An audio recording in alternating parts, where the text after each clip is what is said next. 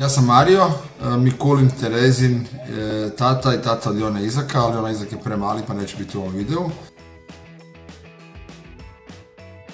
Volim provoditi zapravo vrijeme sa svojom djecom i to najviše u neko slobodno vrijeme, da li se radi o nekoj šetnji kroz šumu ili u parku, odlasku na skijanje, bilo koja putovanja, jer smo onda neko cijeli dan skupa i najviše guštamo. Jedanput sam zaboravio Mikulu koji je trenirao penjanje na Velesajmu.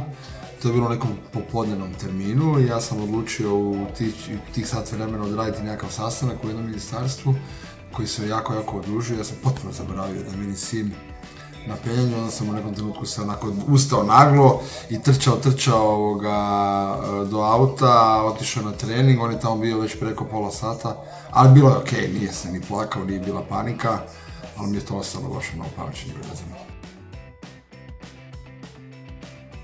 Ima jedna anegdota isto sa putovanjem kad smo bili u Sarajevu. Onda smo se u nekom trenutku dvije stanice u tramvaju išli prešvericati. Nismo platili kartu, nismo znali ni gdje se kupuje, bili smo već umorni cijeli dan hodali i ušla je kontrola. I onda smo izašli na sljedećoj stanici van, svi djeca su bila u takvoj panici da kršimo zakon, znam da se Tereza bila, ja mislim, i rasplakala čak, oni su vrištali su na mene i ženu kako smo im doveli u tu situaciju da oni ne plate kartu i da ih možda kondukter može uhvatiti. Svog tatu bi opisao kao čvrstog i samopouzdanog čovjeka koji je zabavan i smiješan i uvijek nađe vremena da provodi s nama. Moj tata je dobar čovjek, voli pjevati i plesati po kući iz zezancije. Voli kad se svi zajedno šećemo, makar se to ne događa baš često.